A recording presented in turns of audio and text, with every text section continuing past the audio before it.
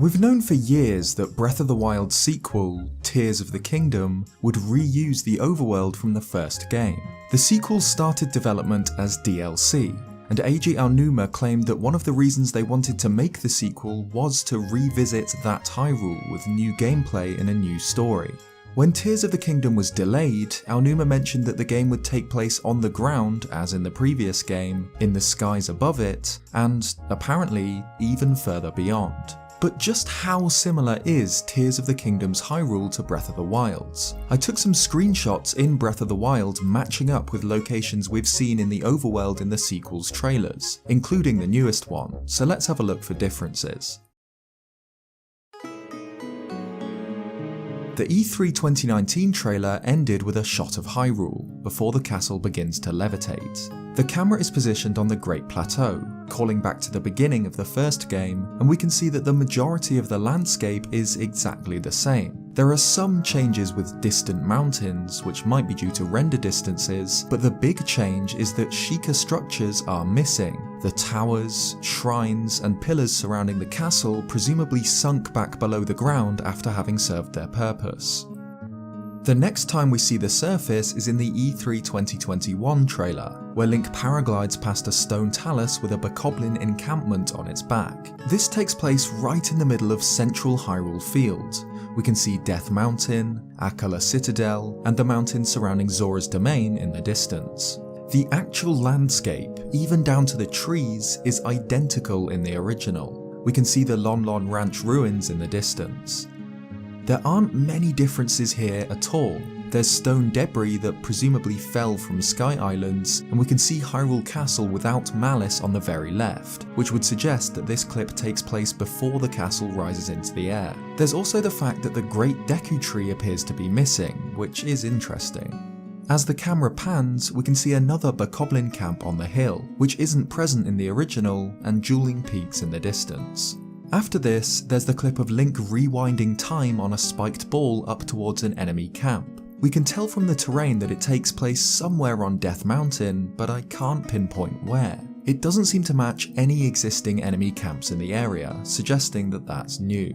The shot of Link jumping takes place up in the sky, but we can see the surface down below. It's the Hyrule Ridge area, somewhere above Thundra Plateau and the Ceres Scablands, looking south towards the Gerudo Highlands. Though many people theorise that shots with this Link with seemingly longer hair and a different tunic might take place in the distant past, we can see landmarks like the Tanagar Canyon windmills in the distance, which makes this unlikely.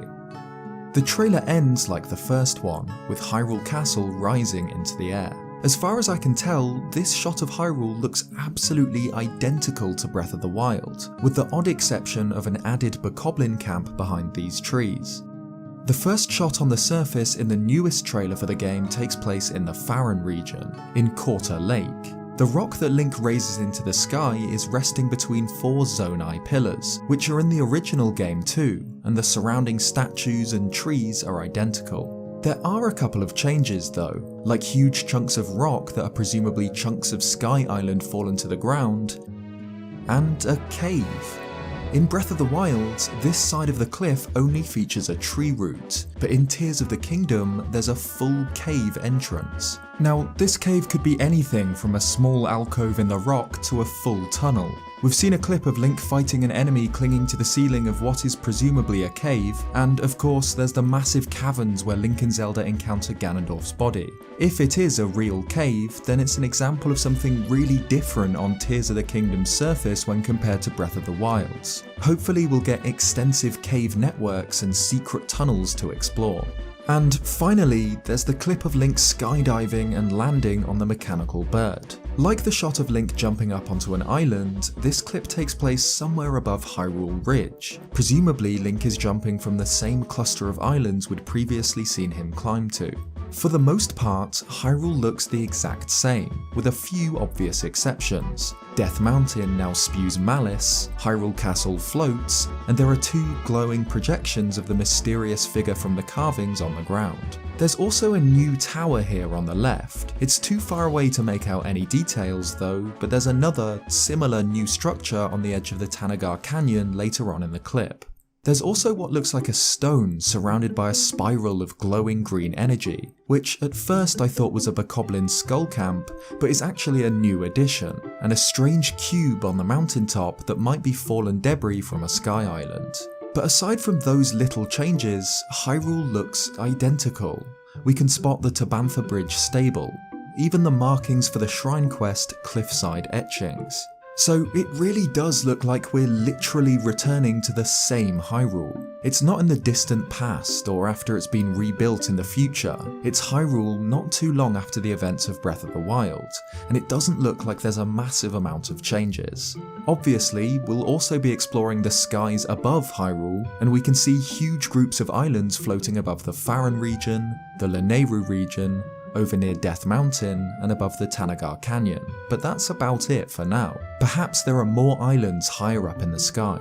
Tears of the Kingdom might be about vertical exploration in the same way that Breath of the Wild was about horizontal exploration across the map. In the new game, there might be a huge number of islands far, far above Hyrule which Link must climb to. And based on the first trailer and the presence of a new cave in this shot, Link might have to explore deep below the kingdom too.